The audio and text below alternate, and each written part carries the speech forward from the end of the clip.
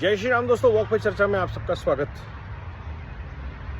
Waves summit हुई अभी गोवा में, जहाँ पे मोदी जी ने और बड़े बड़े लोगों ने बात करी भारत की कंटेंट की पावर की। और कल मैंने देखी केसरी 2, और ये पावर जो है भारत में स्टोरीज की, स्टोरी टेलिंग की, ये शायद दुनिया में कहीं नहीं है। क्योंकि हमारे पास तो कहानियाँ इतनी हैं। जलियांवाला बाग का सच शायद ही भारत के किसी भी बच्चे ने, बूढ़े ने सुना हो और या हमको सच बताया हो, चाहे वो अंग्रेज़ों का डर रहा हो या कोई रीज़न रहा हो। But somebody got into probing this, creating a story out of it and presenting it to us in such a powerful way कि केसरी 2 देखने के बाद आपको ये समझ में आएगा कि भारत की कहानियाँ और भारत में कहानियों का क्या महत्व है। क्यों हमें रामायण महाभारत कल की तरह याद है, क्यों देश के हर हिस्से से ये कहानियाँ जुड़ी हैं, देश की हर संस्कृति से, हर कल्चर से, जो देश के कोने कोने में फैला हुआ है, देश की हर भाषा से, और यहाँ तक कि विदेश से भी, चाहे वो श्रीलंका हो, चाहे पाकिस्तान हो, चाहे म्यांमार हो, नेपाल हो, शिव की गाथाओं से लेकर के राम जी की गाथाएं तक, चाहे कृष्ण की गाथाएं हो, कहाँ कहाँ तक जुड़ी हुई हैं। और ये सारी स्टोरीज जो हैं, ये वर्ल्ड को इंस्पायर करेंगी, दुनिया को एक नया मार्ग दिखाएंगी, आपके कल्चर की विरासत तो दिखाएंगी।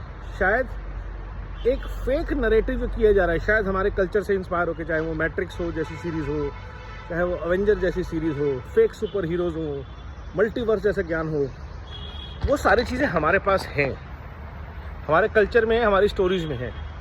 साइंस फिक्शंस हो तो ये सारी चीज़ें जब उन लोगों द्वारा बताई जाएंगी जो उसका ऑथेंटिक सोर्स है, जिनके पास डॉक्यूमेंटेशन है, it will change the world for good. I think that's the power of Bharat today, to showcase content, create content that the world sits up and take notice. Stories that the world needs to know. Not the fake narratives, not the marketing gimmicks that the Western cultures present to us as a propaganda war. War hero, Second World War. We had Hanumanji burning Lanka as legend for thousands of years. We had arrows which no Iron Man can ever have. You know, we have stories of Nagpash to Patal Lok to flying gods to flying chariots. And imagine if they are served to the world in a high-end graphic content and a powerful story-telling narrative. Avengers will not be anywhere. So the power of right content, truthful content, and content that makes world a better place with storytelling, that's the power of Bharat that we need to pitch. And that's what Modi ji or Neeta Ambani that day what said about in Waves, कि हमारा तो culture, हमारी विरासत ही इतनी गहरी है, इतनी vast है, इतनी पुरानी है कि हम, और इतनी भिन्न है अलग जगहों से। The Cholas, Chalukyas, Pallavas, Rashtrakutas, from Lalitaditya in Kashmir to Samudragupta, आप अंग्रेज़ों के नरेटिव्स, पुर्तगाल के नरेटिव, पोर्टुगीज़ के, गोवा के, हर जगह आपको भारत में कहानियाँ ही कहानियाँ मिलेंगी कि नॉर्थ ईस्ट से कैसे कैसे आक्रांता आया और किन्होंने भारत को अपना बना लिया, और कैसे कैसे लोग आए जिन्होंने भारत को अपना नहीं बना पाए।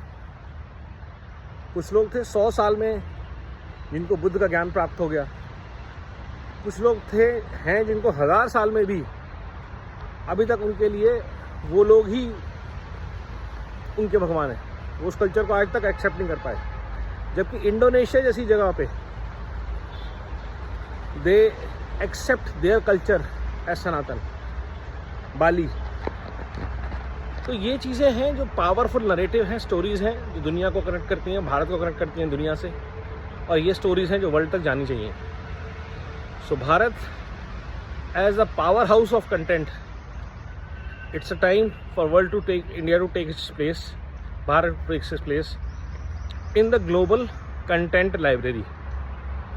This is the right time. यही समय है, सही समय है. नव भारत, वंदे मातरम, जय हिंद.